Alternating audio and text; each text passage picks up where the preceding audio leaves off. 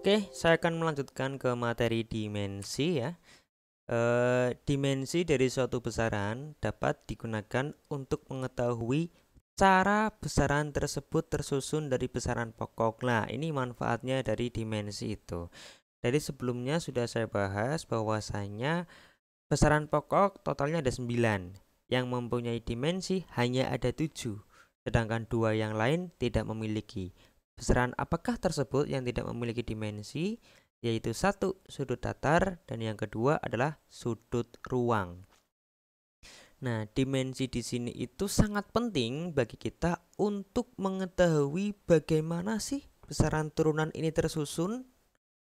Besaran turunan ini itu sebenarnya tersusun dari besaran apa saja. Nah, kalau kita bisa tahu besaran turunan ini tersusun dari besaran mana saja atau besaran pokok apa saja, maka kita itu bisa mendefinisikan atau mengetahui satuan dari besaran turunan itu apa. Contoh, kenapa satuan luas meter kuadrat? Karena luas tersusun dari dua besaran pokok panjang, L dan L, makanya meter kuadrat. Kenapa satuan volume itu meter pangkat 3? Karena volume tersusun dari tiga besaran pokok panjang, panjang, lebar, dan tinggi, L pangkat 3 jadinya meter pangkat 3. Nah, coba kita nanti akan jelaskan lebih detail lagi ya.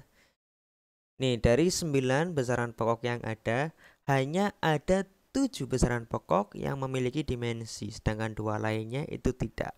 Perhatikan simbol dari masing-masing dimensi besaran pokok. Panjang kenapa L itu berasal dari kata length atau panjang. Massa, mass, waktu T itu time, arus listrik itu I ya. Suhu itu theta. Kenapa suhu itu theta? Karena kalau temperatur pakai T itu sudah dipakai di waktu T. Sehingga untuk membedakannya suhu dimensinya adalah theta. Intensitas cahaya J, jumlah zat adalah N. Ini harus diperhatikan.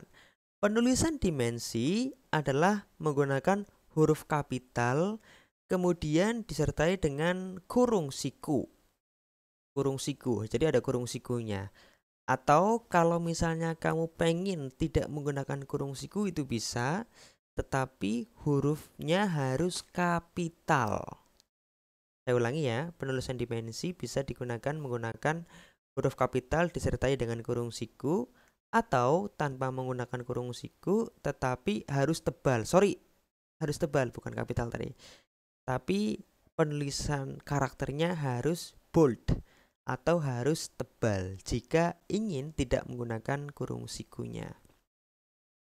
Nah, dimensi ini akan sangat membantu kita ketika kita pengen mengetahui satuan dari besaran-besaran turunan.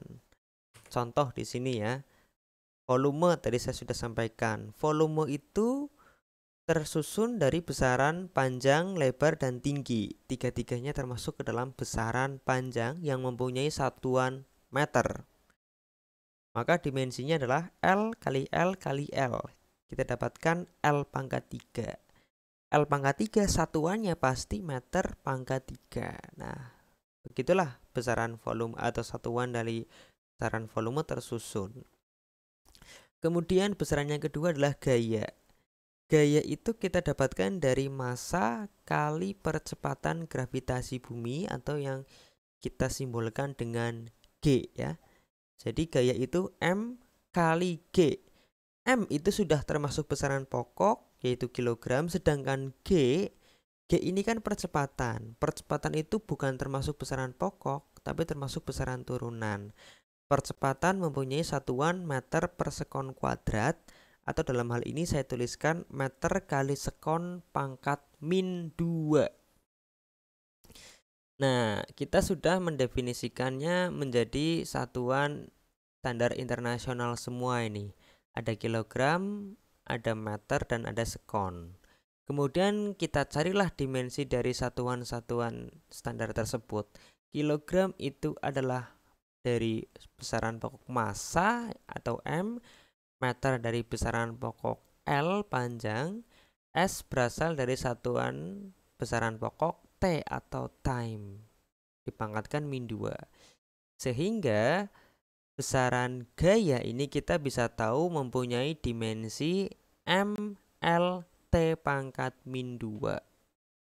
Sekali lagi, besaran gaya tersusun dari massa kali percepatan gravitasi. Massa ini sudah besaran pokok, satuannya kilogram. Percepatan gravitasi itu simbolnya G, ini merupakan besaran turunan percepatan, satuannya meter per sekon kuadrat. Nah, kilogram, meter, dan sekon ketiganya sudah termasuk besaran standar, satuan standar ya, standar internasional, sehingga bisa kita langsung cari dimensinya. Kilogram dimensinya mass, massa, M meter dimensinya L panjang, S sekon dimensinya T time waktu, sehingga dimensi dari gaya akan menjadi MLT pangkat min 2.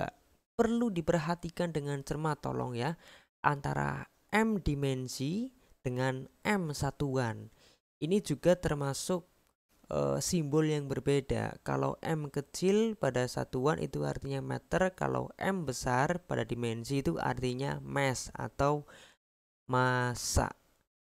Nah, sekali lagi dimensi ini sangat membantu kita untuk mengetahui satuan atau bagaimana sih besaran turunan tersebut tersusun dari besaran pokok apa saja.